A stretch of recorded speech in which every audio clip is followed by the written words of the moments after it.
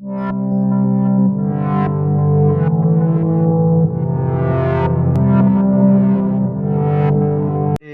tema de hoy, esperanza para Judas, el hijo de perdición.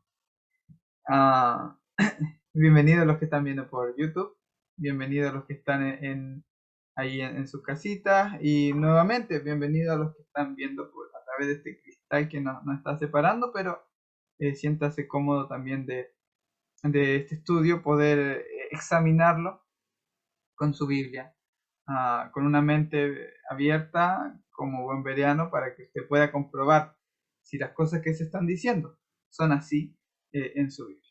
¿Okay? Vamos a orar y vamos a comenzar. Papá, muchas gracias por las alegrías que nos das cada día. Gracias porque nos hace sonreír, nos hace sentirnos felices en esta esperanza bienaventurada y la revelación del glorioso Hijo de Dios. Gracias por esto, y pedimos tu Espíritu Santo ahora. Gracias porque está con nosotros, ayudándonos en este estudio. En nombre de Jesús. Amén. Bien, reconozco que es un estudio bastante amplio, y si bien yo voy a hablar algunas cosas, no voy a abordar todo el tema. Lo vamos a dejar el abordar del tema para los que podemos estar aquí en la sección de preguntas, de comentarios. Este es un tema que ya venimos hablando desde un viernes atrás. Lo hicimos solamente interactivo, y también vamos a presentar el tema y luego va a ser interactivo. Esperanza para Judas.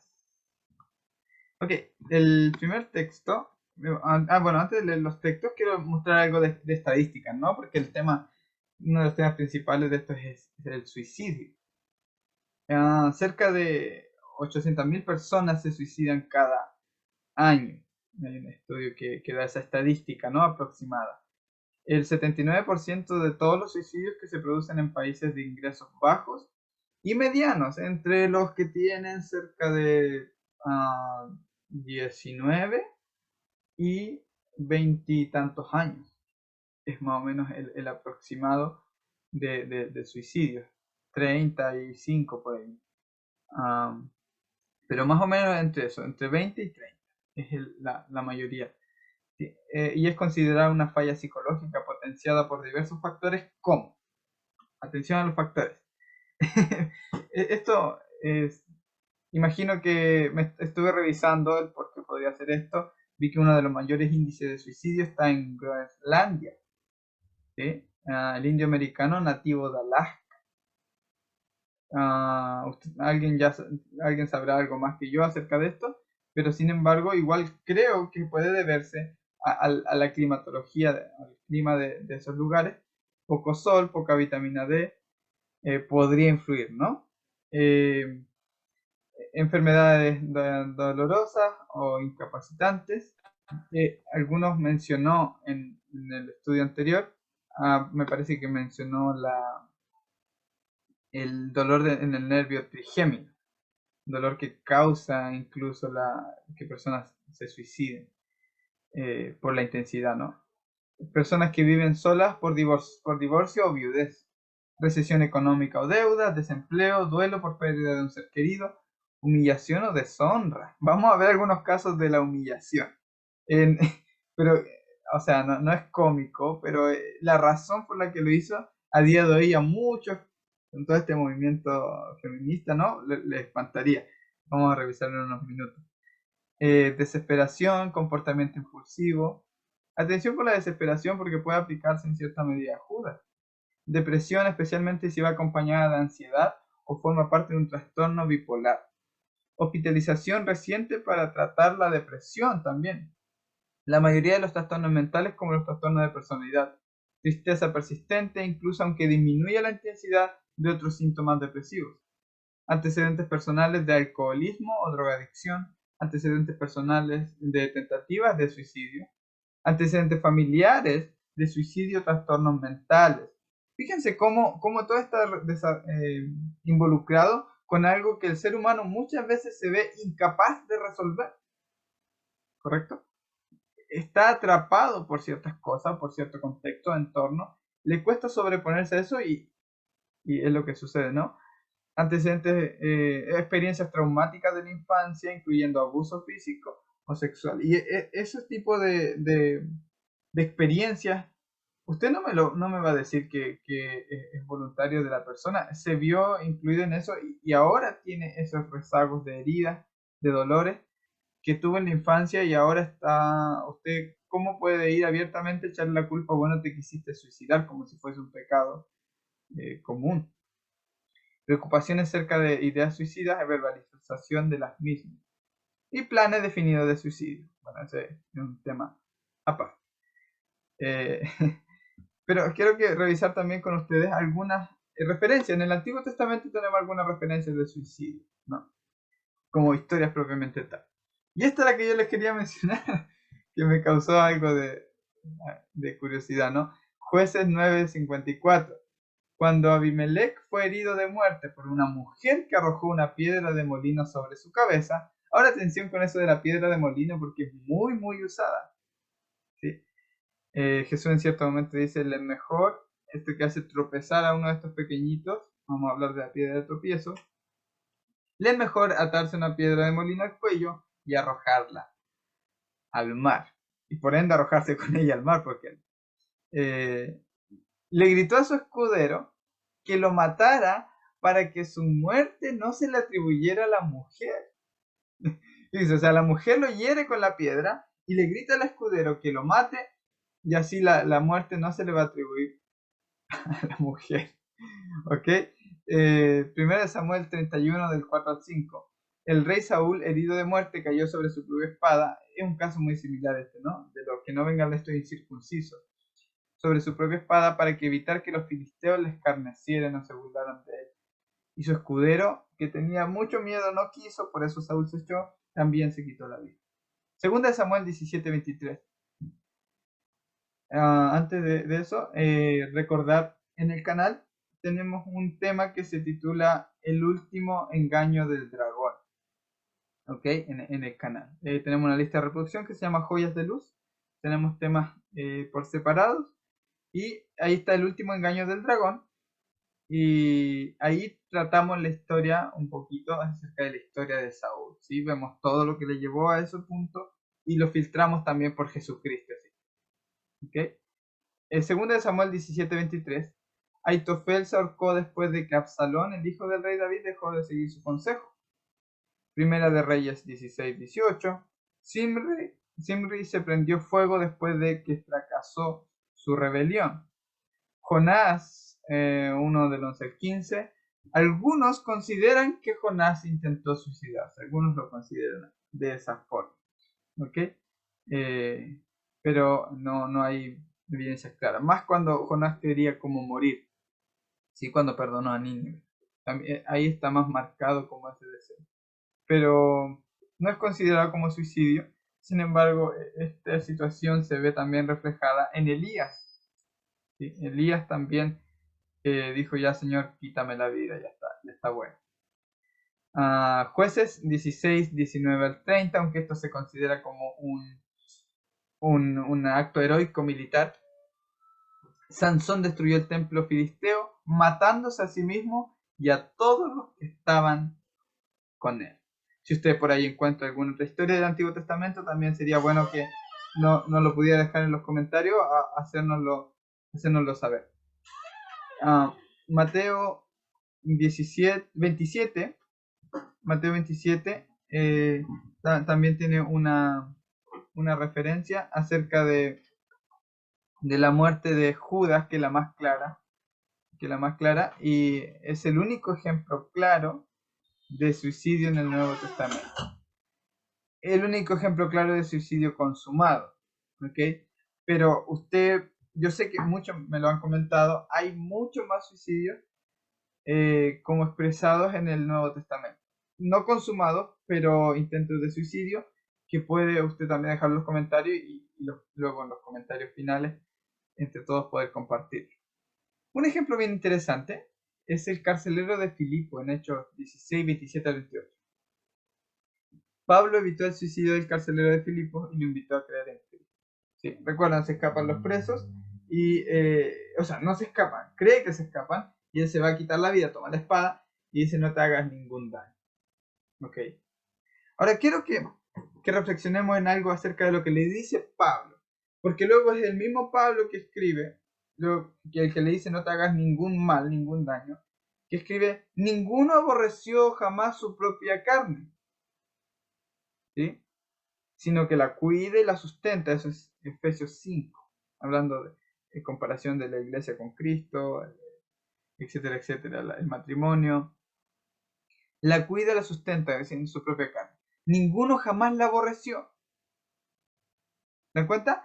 Cómo los términos son absolutos. Ninguna persona en el mundo jamás en toda la historia se aborreció a su propia carne. Pablo le dice al carcelero, no te hagas ningún daño. Es decir, esto no es algo que la gente haga porque sí quiere hacerlo. Nadie quiere suicidarse, ¿ok? Nadie quiere suicidarse. Es las personas que han pasado por esto, tienen ya son llevados a esta situación, están siendo esclavos de algo que en su mente ellos no pueden controlar. El carcelero se le escaparon en su mente todos los presos. La realidad, la imaginación era muchísimo más caótica para él, pero Pablo le dijo, tranquilo, están todos aquí. No te hagas ningún daño. Pero Pablo deja claro también, aunque puede ser el contexto que usted quiera, de la iglesia y Cristo, pero él está diciendo, nadie aborreció jamás su propio cuerpo. Nuestro cuerpo es templo del Espíritu Santo también. El hecho de cuidarlo, en esencia, también es parte de lo que Dios puso en el ser humano, de cuidar su cuerpo, de tenerlo saludable. De aquí a que por otros trastornos mentales se ha llevado a las personas a esto, o dolores, o situaciones adversas, es otra cosa, ¿ok? Es otra cosa. Pero en esencia el ser humano, así, en una vida que no se le presenten estas dificultades, que tenga esperanza, él no va a querer suicidarse. Ahora, Juan 17:12 dice, cuando estaba con ellos los guardaba en tu nombre y el nombre que me diste, o sea, el carácter que me diste, y lo guardé, y ninguno se perdió, excepto el hijo de perdición para que la escritura se cumpliera. Es decir, y la mayoría ha interpretado esto del hijo de perdición, la mayoría de interpretaciones comunes que hay, del hijo de perdición como Judas, ¿ok? Como Judas, como si Cristo estuviera hablando por todos sus discípulos, pero dice, pero Judas se perdió, ¿para qué? Para que se cumpliese la escritura. Y es más, condenan a Judas a una pena eterna, que se perdió, entregó a Cristo, fue un pecado ya casi imperdonable y no hay esperanza para él. ¿Okay? No hay esperanza para él, pues se ha perdido y en paz. La escritura hizo algo para que se cumpliese la escritura. En otras palabras, si así fuese, si esa fuese la interpretación correcta, Judas ya estaba predeterminado para perderse. ¿Sí? Él era el hijo de perdición. Otra cosa, si eso era para que se cumpliese la escritura, nosotros le debemos a Judas, a Caifás, nuestra salvación. ¿Sí? Porque sin Judas, sin Caifás, sin los que lo crucificaron, sin nadie quiere crucificarlo, y si tú crees que la sangre es necesaria para que Dios te salve, pues nuestros mayores, los que obraron nuestra salvación, fueron los que pusieron a Cristo en una cruz. No Cristo.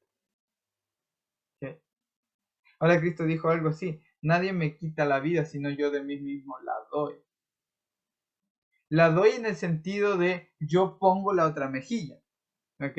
Porque si yo no quisiera, yo no hubiera descendido, no lo hubiera puesto. De seguro hay más allí, en eso que esas palabras de Jesús son más profundas, pero ustedes pueden ver eso. O sea, está en la Biblia que fue crucificado por los sacerdotes, que nació en la mente, que Satanás quería matarle. ¿Ok? ¿Recuerdan ustedes cuando viene Satanás y tienta a Jesús y qué le dice?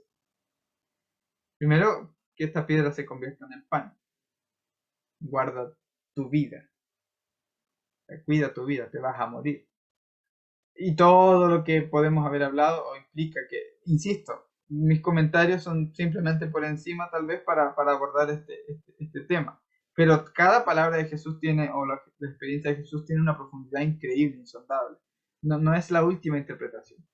Luego va y lo lleva a un lugar alto, al pináculo del templo, y le dice, échate abajo, y mandará a sus ángeles para que tu pie no tropiece en piedra. Qué interesante que tu pie no tropiece en piedra. Hoy vamos a hablar bastante de la piedra de tropiezo.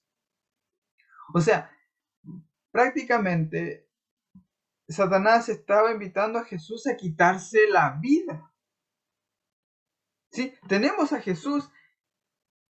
Para los que necesitan un salvador de esa tentación, lo tienen, ¿sabes? Porque Él fue tentado en todo según nuestras semejanzas y sin pecado.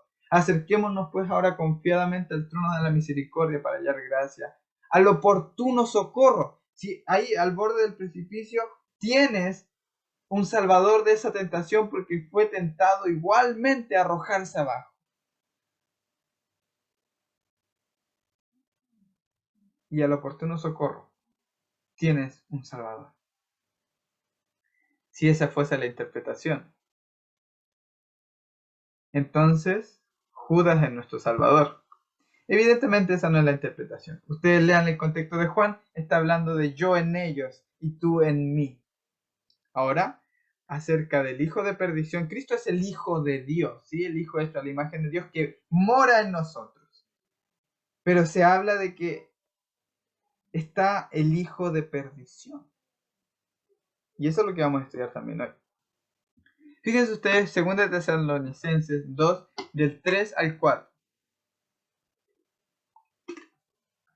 De ninguna manera se dejen engañar, porque ese día no vendrá sin que antes venga la apostasía y se manifieste el hombre de pecado, es decir, el hijo de perdición.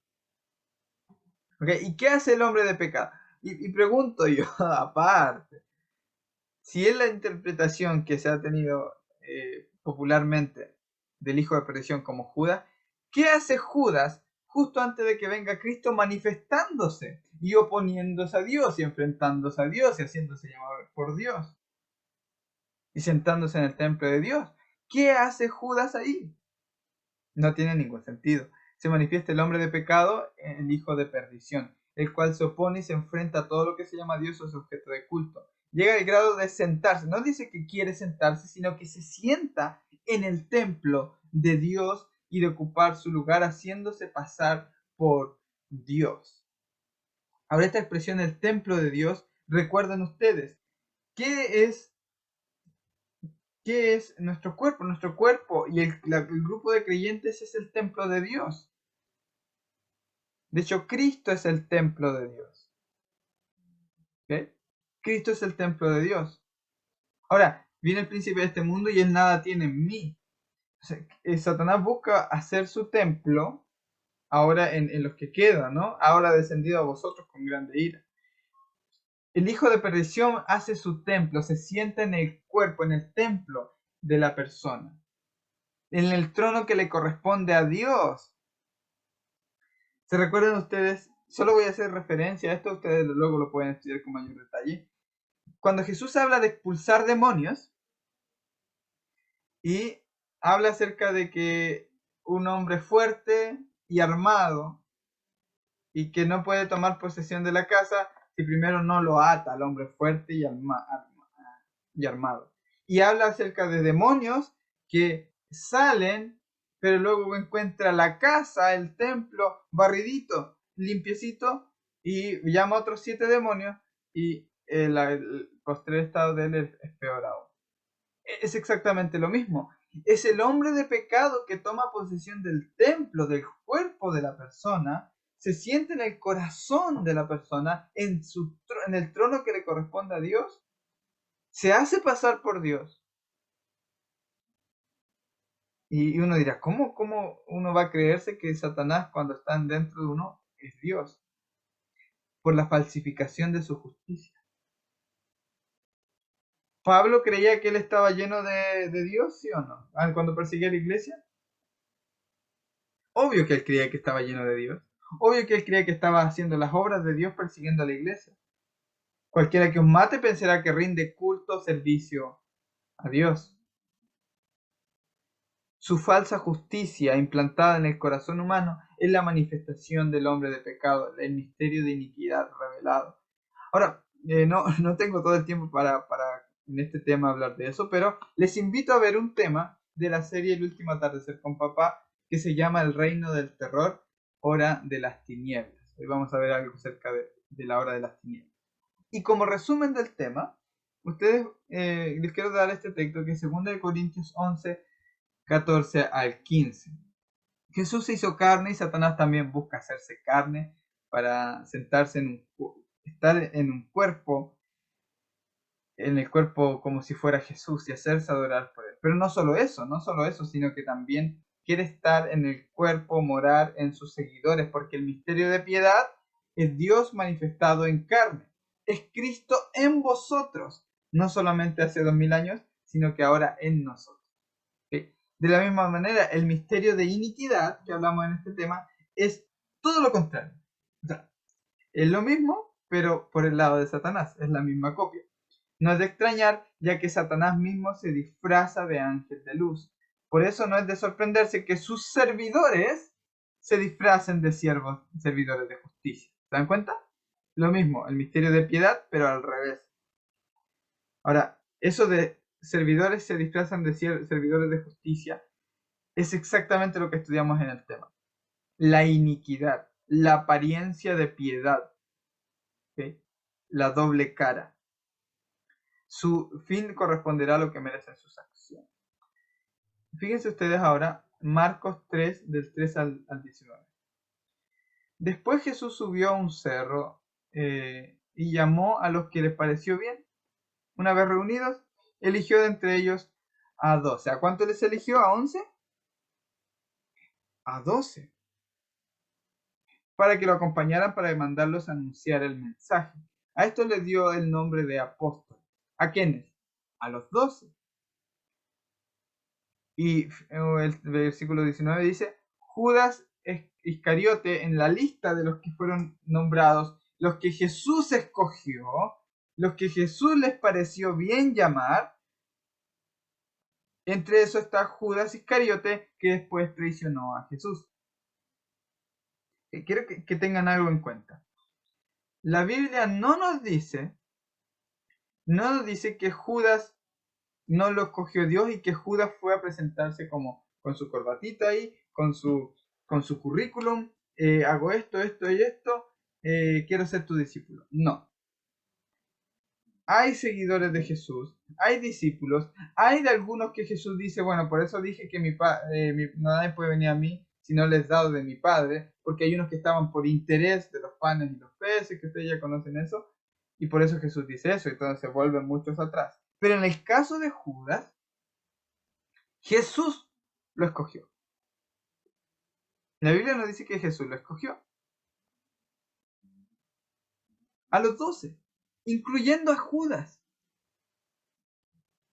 Y Cristo los reconoce como los que el Padre también le ha dado. Ahora, Juan 13, 18 dice, no hablo de todos vosotros. Yo conozco a los que he escogido. Atención a las palabras de Jesús porque Él nos las dice como siendo despectivo, ¿no? Siendo despectivo. Judas, tú no. Si Él mismo lo escogió. Y Él dice, yo conozco a los que he escogido. Yo conozco a los que he escogido. Conozco que también escogí a Judas. Lo conozco. Y no hablo de todos vosotros. Pero es para que se cumpla la escritura. El que come mi pan ha levantado contra mí su calcañar. ¿De quién está hablando? ¿Alguna idea de Judas? Sí, de Judas. Pero lea un poco más allá. ¿De quién está hablando? ¿Quién es el que quiere tomar la posición de Dios? ¿Quién es el que quiere ensalzarse por sobre Dios y lo quiere hacer de una forma con violencia? Porque saben ustedes, la forma de Cristo de aplastar la cabeza de Satanás de aplastar con su talón la cabeza de la serpiente, o aplastar a la serpiente, o herir a la serpiente en la cabeza, porque eso es lo que dice Génesis. ¿Quién le dice a usted que es la misma que utiliza Satanás? La forma de Jesús de aplastar la cabeza es otra diferente a la que usted está pensando cuando lee eso. Cuando usted ve que aplasta una víbora y le revienta la cabeza. Es diferente. Es muy diferente la forma como Cristo se enseñorea de las naciones a como Satanás se enseñorea con violencia de las naciones. Satanás se le dice que ella te diera la cabeza, pero ahora él quiere levantar su calcañar. ¿Sí? No que tú le digas en el calcañar, no, él va a levantar el calcañar para pisar y aplastar a Cristo, a la simiente de la mujer. Él quiere invertir los papeles. Por eso, atención a las palabras, eso es Génesis 3:15. Otra cosa, el que comía conmigo no solo está hablando acerca de una situación en particular acerca de Judas. Vayan un poco más allá y fíjense quién es el hombre de la confianza de Jesús que levanta contra él el calcañar, que se vuelve contra él.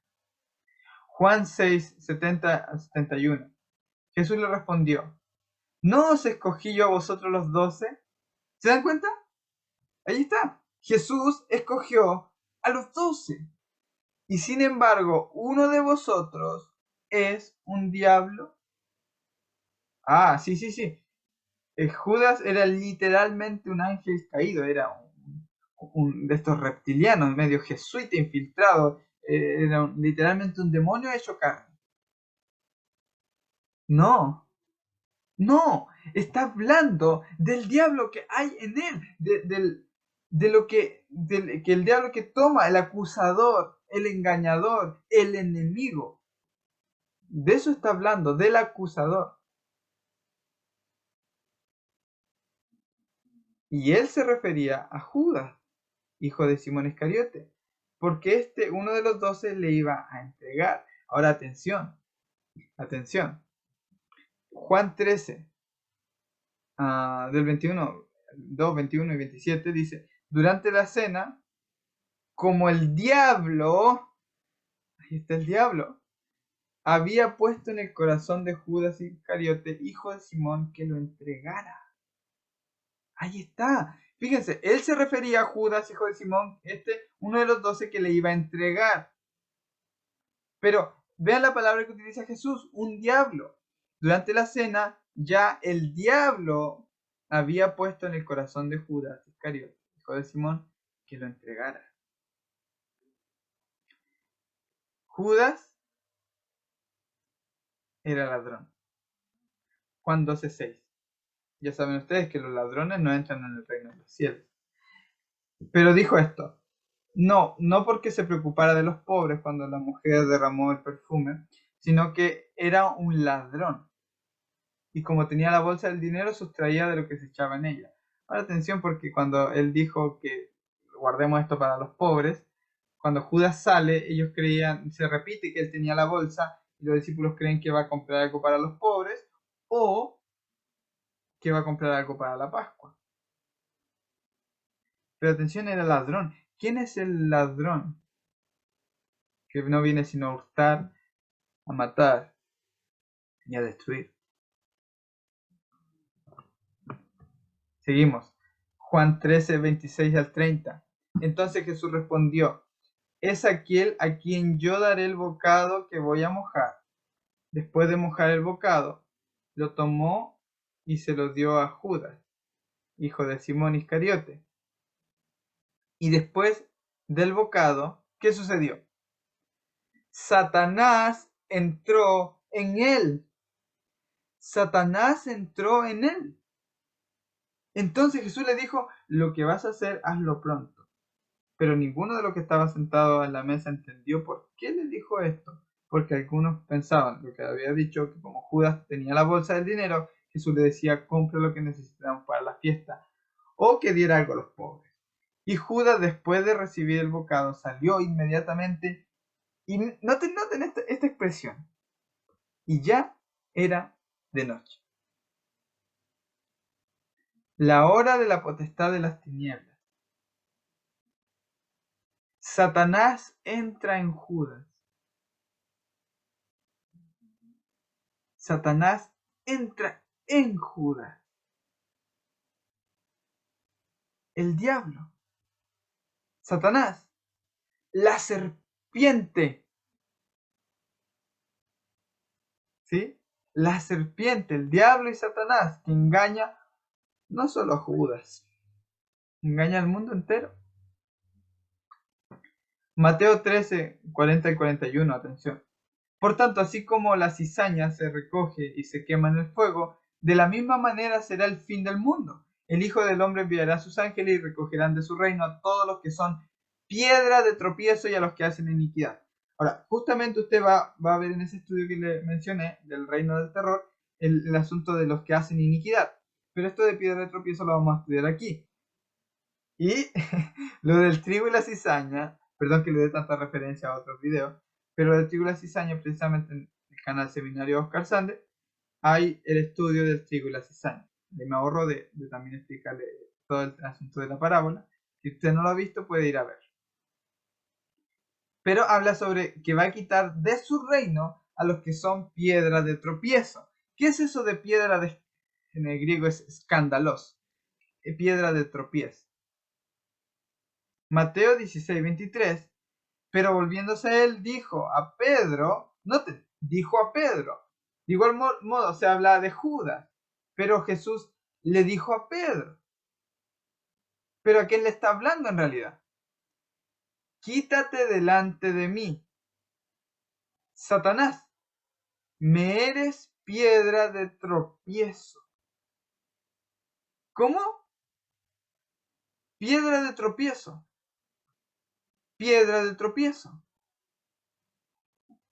El tropiezo, la piedra de escándalo, la piedra de tropiezo, es Satanás dentro de las personas.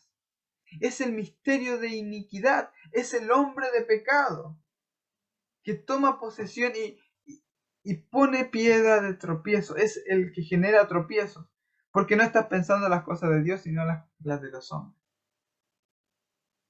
Le habló a Satanás y le dijo, me eres tropiezo. Todo quitará del reino a todos los que son piedra de tropiezo. Y sigue diciendo otro texto, Mateo 18, del 7 al 8. Dice, hay del mundo por sus piedras de tropiezo. ¿Ok? Porque es inevitable que vengan piedras de tropiezo, pero hay de aquel hombre por quien viene el tropiezo. Atención a esa expresión. Si tu mano o tu pie te es ocasión de pecar, córtalo y échalo de ti.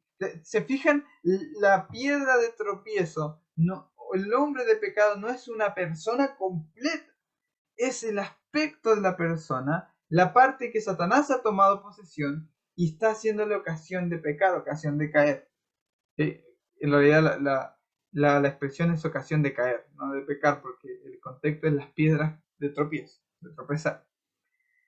Échalo de ti, te es mejor entrar en la vida cojo o manco. O sea, pero entrar, puedes entrar, ¿entiendes? Se puede entrar. Que teniendo dos manos o dos pies echado al fuego eterno. Y eso, bueno, hay otros estudios que lo estudiamos, que lo presentamos. Pero se trata de quitar las piedras de tropiezo, quitarlo, despojarse del viejo hombre, de lo que impide, de lo que hace caer, de la cizaña, para entrar el trigo limpio. Pero entras, ¿me entiendes? Entras igual. Entonces, córtatelo. Te es mejor cortar piedras de tropiezo. Ahora atención con la expresión. Inevitable que vengan, pero hay de aquel hombre por quien viene. Mateo 26, 20 al 24. Al atardecer estaba él sentado a la mesa con los 12 discípulos. Y mientras comían dijo, en verdad os digo que uno de vosotros me entregará.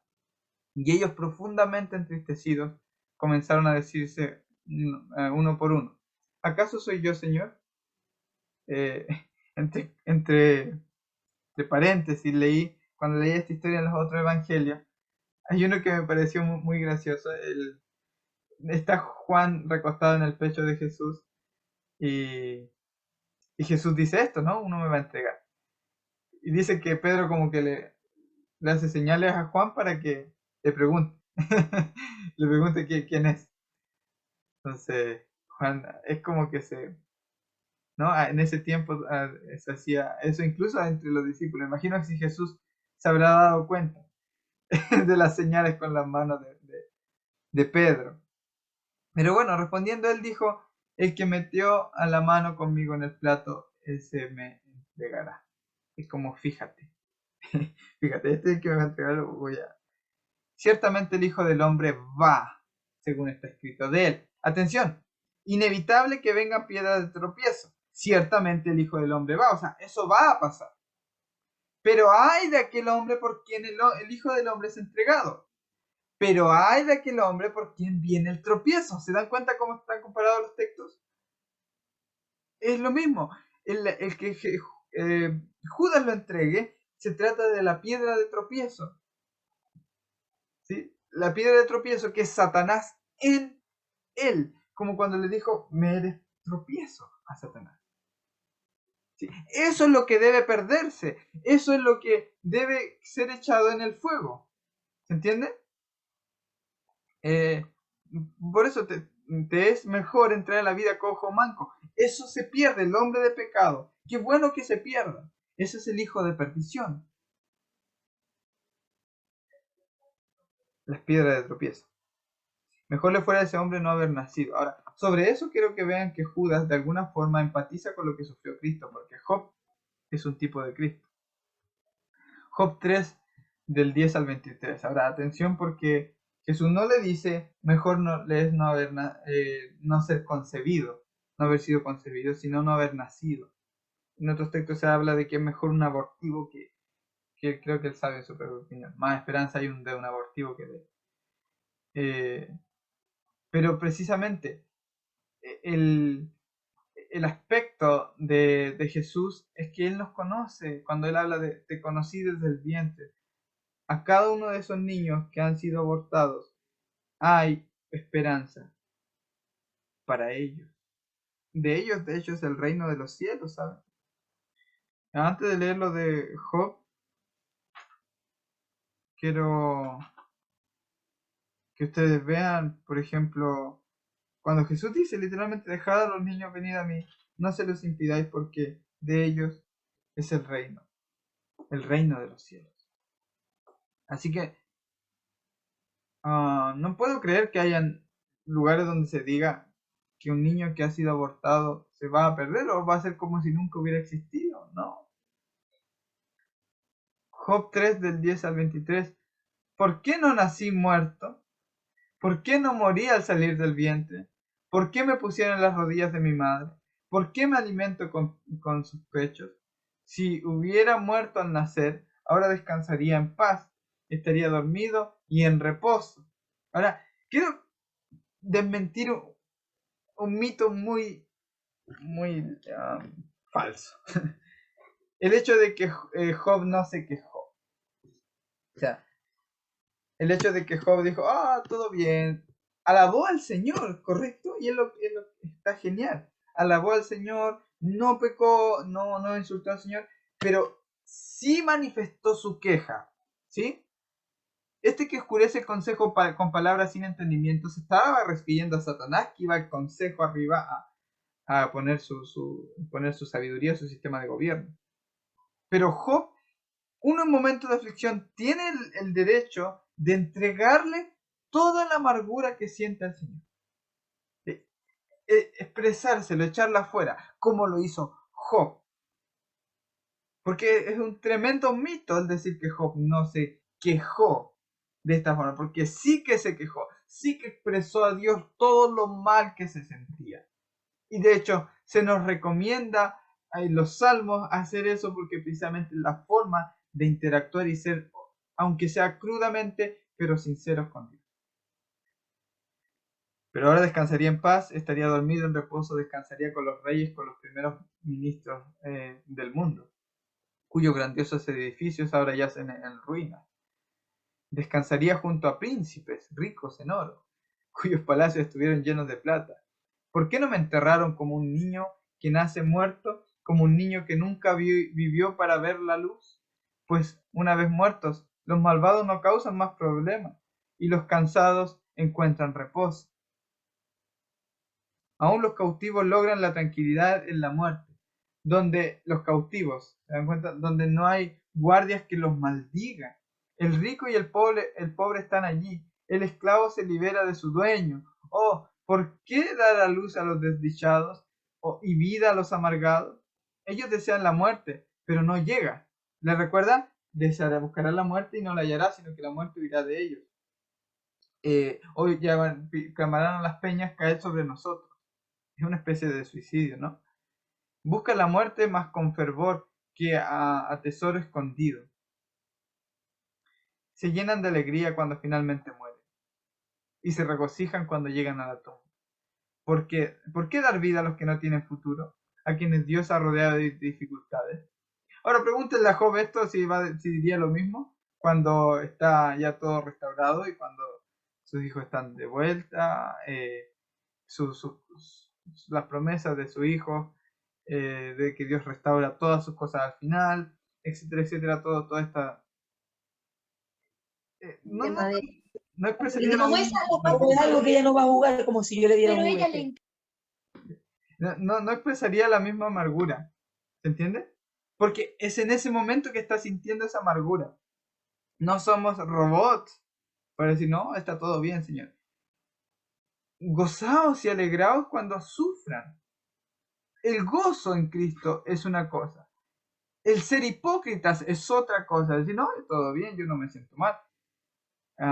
El decir que Job no se quejó, que Job no es falso, expresó su amargura. Y usted tiene el privilegio de ser honesto con Dios y ser sincero con Él.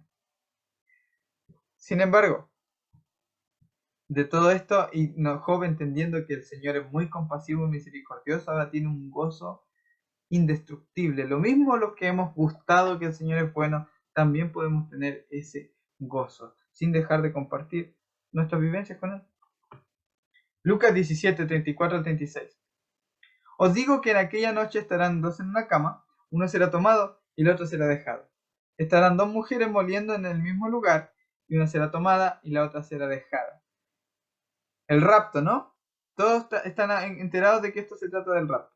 Dos estarán en el campo, uno será tomado y el otro será dejado. No, pero la profesora dice que nosotros no podemos procurar vender una torta igual, o sea, nivelarnos el precio de ellos porque... Perdón. Ahora, repito, en cuanto a lo del texto de Lucas, si ustedes lo han escuchado, ¿verdad? La mayoría lo interpreta como el rapto, o sea, están dos en una casa, está la familia, y de pronto el que siempre fue a la iglesia, el que siempre que justo estaba en la iglesia, ¿no? Y nada, y estaba haciendo las cosas bien. En ese momento vino el momento que venía Cristo, el rapto secreto, y se llevó a los que estaban haciendo en ese momento las cosas bien. En ese momento. Eso destruye la justificación por la fe de una manera, pero sorprendente. Sin embargo, fíjense lo que sucede. ¿A qué se está refiriendo? Respondiendo ellos le dijeron, ¿dónde, Señor? Y él dijo, donde esté el cuerpo... Lucas habla del cuerpo, Mateo habla del cuerpo muerto. Donde esté el cuerpo muerto, allí también se juntarán los buitres. ¿Sí? Donde esté el cuerpo muerto, el cadáver, allí se juntarán también los buitres. ¿Sí? Uno será tomado y el otro será dejado. Y ellos dijeron, ¿dónde, Señor? ¿Dónde será dejado?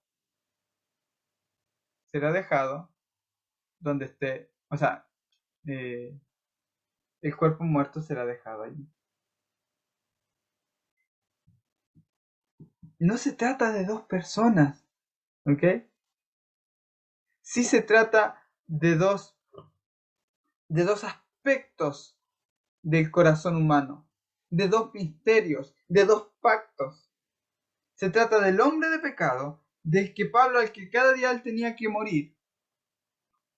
Y se trata del Hijo de Dios creado a su imagen. Dos están en una cama. ¿Sí? Dos hombres en una cama. Uno será tomado y el otro será dejado. Dos mujeres moliendo estarán en el mismo lugar. En el mismo lugar. Una será tomada y otra será dejada. ¿Por qué no habla de tres? Oh, uno será tomado y dos serán dejados. ¿Por qué no lo habla así? ¿Y por qué en todos los casos están en el mismo lugar? En el mismo lugar. Dos estarán en el campo, dos estarán... Es porque están ahí mismo. Coexisten. Adivinen ustedes quiénes coexistían. Y uno fue echado fuera y el otro fue dejado. Isaac, Ismael.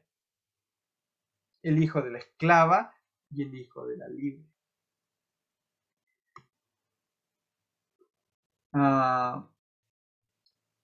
Dani, creo que tenemos una cita de Reyes. No sé si la tengo por aquí. Sí, la vamos a revisar en un segundo. Vamos a ver este texto.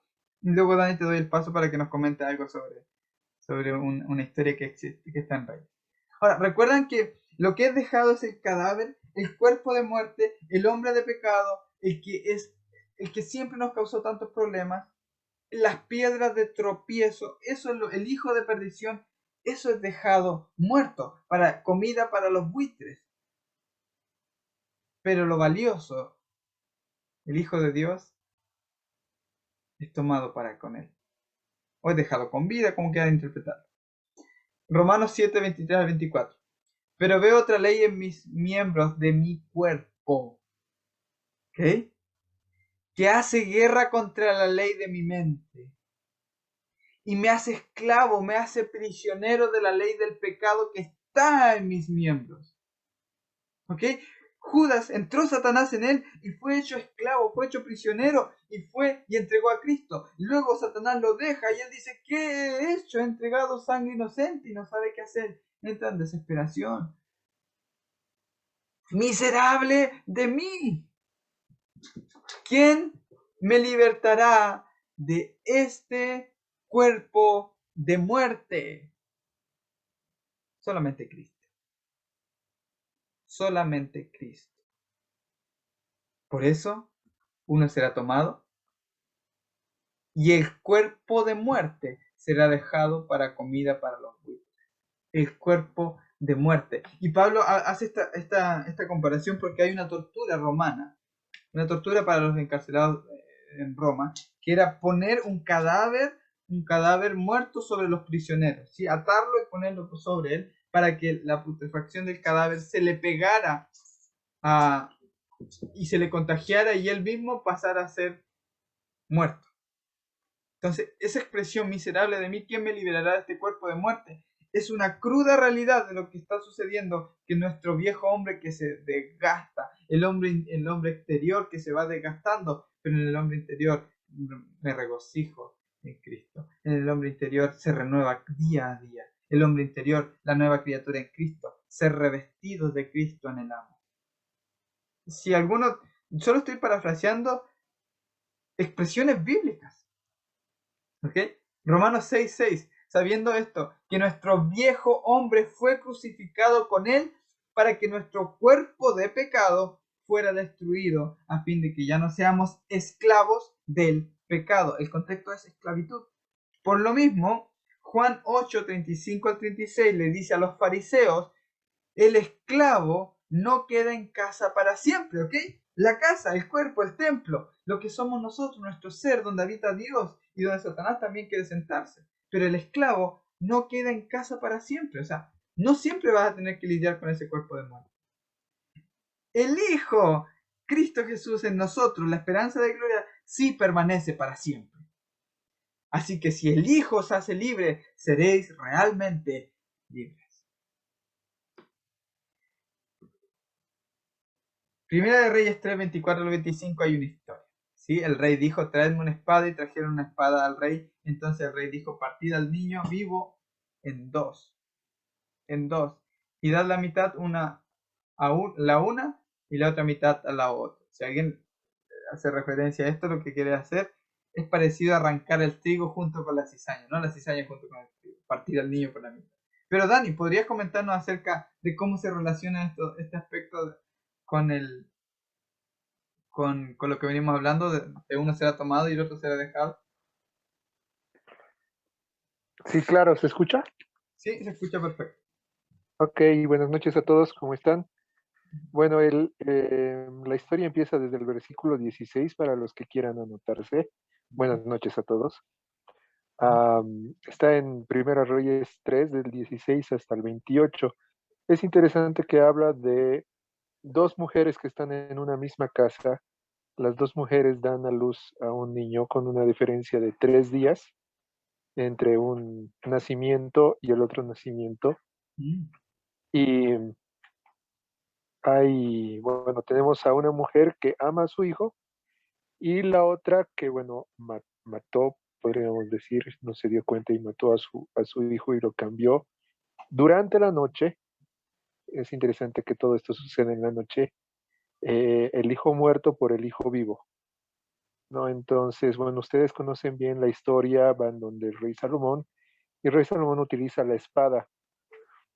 Escuchamos a Oscar generalmente hablando sobre la psicología inversa, pero aquí vemos que también la espada muestra que saca a la luz la verdad, Mm. ¿no? La verdad o el fruto de cada persona. Entonces, hay una que podríamos decir, en el caso de que su vida peligrara, dejaría que su vida, o dejaría perder su vida, no guardarla, mientras que la otra busca salvar su vida, Mm. ¿no? Entonces, en el caso de los hijos, una prefiere que el hijo quede completo, mientras que la otra prefiere que esté, o sea, dice ni a mí ni a ti, sino partido en dos. Así que es interesante que tenemos a dos mujeres, sabemos que representan la mujer en la Biblia, dos mujeres bajo el mismo techo, viviendo bajo el mismo techo, una con ciertos frutos al tener la espada delante y otra con otros frutos al tener la espada delante. Mm. Entonces, por los frutos los conoceréis. Buenísimo. Eso sería. Gracias, Dani, muchas gracias. Eh, sé que a todos lo pudieron oír, quedó muy claro, ¿cierto? Cómo ese aspecto, ¿no? Un hijo muerto y el otro hijo vivo. Un cuerpo de muerte y un cuerpo vivo. Y ustedes pueden ver que eh, esa, como Dani decía, la espada, ¿no? Viene con la espada en su boca, eh, que el Señor matará con la espada de su boca y con el resplandor de su medida. ¿A quién? Al hombre de pecado, al hijo de perdición. Sí, Jesús viene a matar con la espada, viene a hacer esta división como lo hace el rey Salomón, juzgar con justo juicio y aparta las ovejas de los cabritos, aparta al hombre de pecado con el Hijo de Dios, aparta el trigo, lo que él creó, con la cizaña que el enemigo sembró. Pero los dos misterios ya están consumados, ya están maduros para la siembra. ¿Sí? Entonces, esa es la forma de juzgar. Ahora, ustedes leen en Gálatas 4 y van a ver que esto no se trata de dos personas así literalmente. La lección es que estas dos mujeres son dos pactos. El antiguo pacto, tenemos una serie completa sobre los pactos, y el nuevo pacto, el de la libre y el de la esclava. Y Gálatas 4:30 dice, pero ¿qué dice la escritura? Echa fuera a la sierva, a la esclava, y a su hijo, pues el hijo de la sierva no heredará con el hijo de la libre, porque si el hijo libertare, seréis realmente libres. El esclavo no queda en casa para siempre.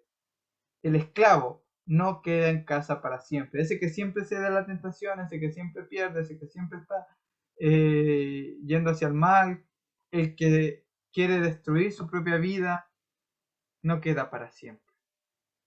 ¿Okay? Esa parte de Judas, el diablo que entró en Judas, no queda para siempre. Ahora quiero mostrarles algo. Bueno, antes de eso, no lo voy a adelantar. Judas se entrega a Jesús. ¿Ok?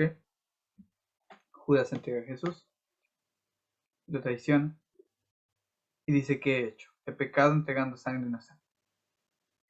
Va corriendo. Ahora ustedes cuando ven un dibujo desde lo alto de cómo estaba posicionado todo el santuario, el patio exterior, estaba el patio de los gentiles. Probablemente él estaba fuera de Jerusalén porque fue a entregarlo allá fue al monte, a Getsemaní, a buscarlo a Jesús y todo. Entonces Judas le entrega con un beso a su maestro. Está fuera, está con los gentiles, y los gentiles no hay nadie que lo pueda ayudar, porque ¿qué van a saber? Él mira y no hay nadie que le pueda dar una mano, una ayuda. Muchos tal vez ni conocían quién era Jesús, entonces no lo van a entender. Pero entra, y ustedes saben que a lo más exterior está el patio de las mujeres. Es específico para las mujeres. Y ve si está su mamá, su hermana, trata de hablar con ellas y no las encuentra, no lo entienden. Tal vez sigue avanzando hacia más adelante, está su padre, están sus hermanos, está alguien con que pueda decirle lo que ha pasado y no encuentra esperanza. Sigue avanzando y ustedes saben que está el patio de los sacerdotes. ¿Sí? Los religiosos, no los que están más cerca de Dios, tal vez pueden ayudarlos. En ellos confió, les entregó a Jesús porque tal vez pensaba que, no sé, estaba bien hacerlo. No encuentra esperanza. Llega al punto del santuario. Llegando al santuario, están los sacerdotes allí parados, y los sacerdotes están frente al sacerdote. Judas está desesperado y está frente al sacerdote.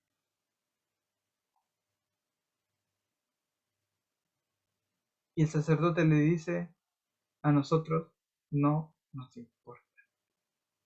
Allá tú. Judas arroja las monedas. Y si hubiera avanzado tan solo un poco más, si tan solo hubiera avanzado un poco más, los gentiles, las mujeres, los hombres, los sacerdotes, aquella fecha era Pascua. Yo hubiera visto a Jesús cerca del Cordero. Si tan solo avanza donde está Cristo, la respuesta hubiera sido diferente.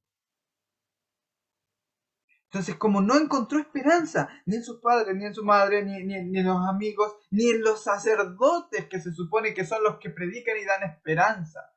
Porque ¿saben qué? Hoy en día cuando alguien se suicida, la mayoría de los religiosos o las personas que predican sobre este tema dicen que no hay esperanza. ¿En serio los cristianos estamos llamados a decir que no hay esperanza? Esto fue lo que llevó a Judas a desesperarse y a salir corriendo con su imagen de un Dios que estos sacerdotes le impregnaron, que lo condenaba. Entonces él se condenó a sí mismo, se sentenció a sí mismo y fue su verdugo.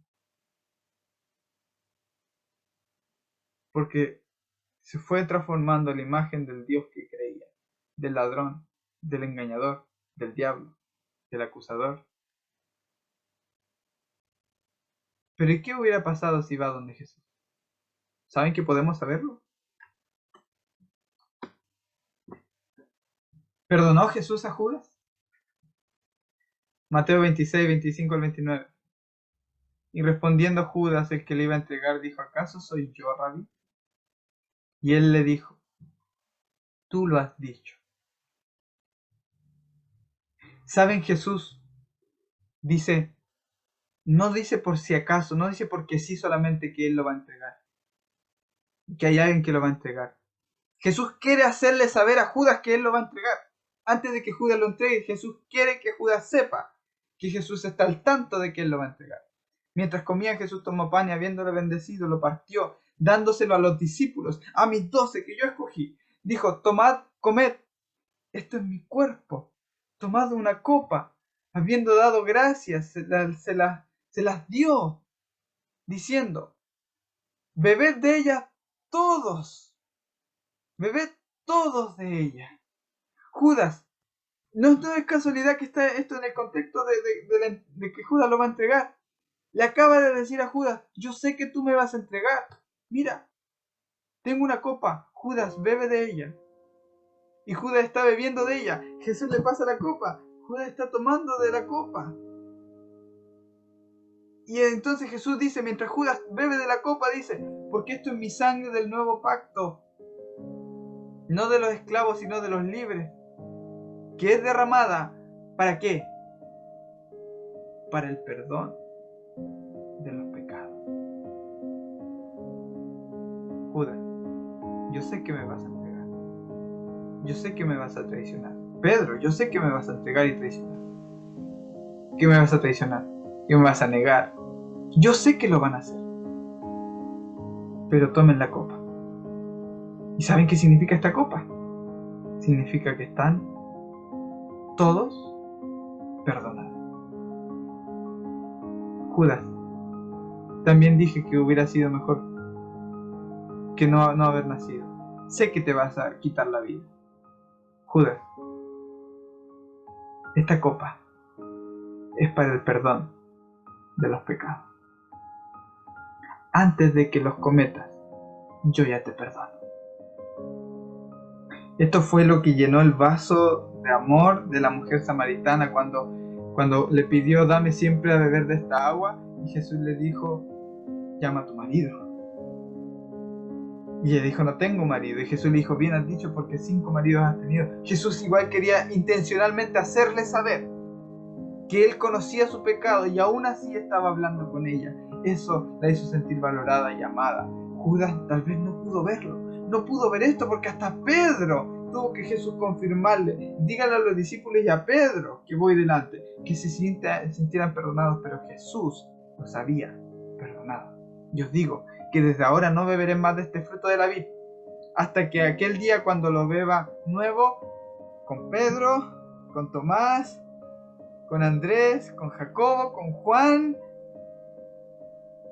y con Judas, en el reino de mi Padre. Voy a volver a beber de esta copa y la voy a beber con todos vosotros.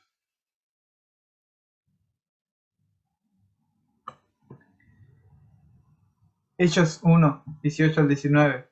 Este pues con el precio de su infamia adquirió un terreno y cayendo de cabeza se reventó por el medio, todas sus entrañas se derramaron. Ahora atención ustedes a poder estudiar ese aspecto. Y se llegó al conocimiento de todos los que habitaban en Jerusalén. De manera que aquel terreno se llamó en su propia lengua Acerdama, es decir, campo de sangre. Ahora este campo de sangre que compró Judas fue ese mismo campo y se quitó la vida en ese campo. Está camino a las afueras de Jerusalén, saliendo de Jerusalén para la crucifixión, que luego fue enterrado. ¿Saben quién? Zacarías 11:13. Entonces el Señor me dijo, arrójalo al alfarero. Ese magnífico precio con que lo valoraron, el precio de un esclavo, porque Cristo fue crucificado para destrucción de la carne de pecado, para que no seamos más esclavos del pecado. Tome pues las 30 piezas de plata y las arrojé al alfarero en la casa del Señor. Les arrojé al alfarero en la casa del Señor, el campo del alfarero, el campo de sangre. Mateo 27, del 7 al 9. Después de celebrar el consejo, compraron con aquellas el campo del alfarero para sepultar a los forasteros. Por eso ese campo es llamado campo de sangre hasta hoy. Entonces se cumplió lo anunciado por medio del profeta. Noten que la expresión es de Zacarías, pero habla del profeta Jeremías. Les invito a ver la redención del campo en una serie que se llama Guerra de Herencias. El primer tema, Guerra de Herencias, de Oscar Sanders. Y habla acerca del campo del alfarero que compró Jeremías. La redención de todas las vasijas rotas que fueron quebrantadas por el enemigo. ¿Recuerdan ustedes el endemoniado de Gadara? ¿Dónde lo llevaba el demonio? A los sepulcros, a que se hiciera daño, siendo quitado los demonios, los tropiezos. Él está en perfecto estado. ¿Dónde era arrojado El joven endemoniado, cuando el padre lo lleva ante Jesús, lo arrojaba en el fuego y en el agua para ahogarlo. Satanás es el que los esclaviza y los quiere llevar a quitarse la vida. Jesús vino para que tuvieran vida y la tuvieran en abundancia. Por eso Jesús se encargó, sabía que íbamos a ser esclavos y se encargó de comprar el campo de sangre. Comprar el mismo campo donde murió Judas. El mismo campo donde fue enterrado Judas está enterrado Cristo. Fue comprado ese campo por su sangre. Entonces se cumplió lo anunciado por el profeta Jeremías cuando dijo: y tomaron las 30 piezas de plata, precio de aquel cuyo precio había sido fijado por los hijos de Israel. Ese precio es precio de un esclavo. Entonces, ¿hay esperanza o no para Judas? Quiero terminar leyendo para ustedes el Salmo 22, versículo 29. Esto lo leyó nuestra hermana Ana Isabel en el estudio anterior. Y cuando ustedes ven al músico principal, victoria sobre Ajelet Zahar, Salmo de David. Ajelet Zahar significa el lucero de la mañana. Victoria sobre el lucero de la mañana. Termina diciendo sobre el que nos hace esclavos. El versículo 29. Comerán y adorarán todos los poderosos de la tierra. Delante de ti se postrarán, delante de él todos los que descienden al polvo. Todos los que descienden al polvo se postrarán delante del Señor y le adorarán. Aún el que no pudo conservar la vida a su propia alma. Aún el que, siendo esclavo del enemigo, fue llevado a quitarse la vida. Aún ese se postrará y adorará delante del Señor, porque Él ha comprado todo el campo del alfarero. Vamos a orar y vamos a abrir el diálogo para las preguntas y los comentarios, por supuesto. Gracias, papá, por darnos el privilegio de estudiar tu palabra con Jesucristo. Gracias por ese amor tan grande. Gracias. Permítenos no llegar solo donde el sacerdote, donde el pastor, donde el religioso, donde el que supuestamente es tu representante, pero permítenos llegar a Jesús. Porque aunque todo el mundo nos diga que no hay esperanza, en Él siempre hay esperanza. En nombre de Jesús.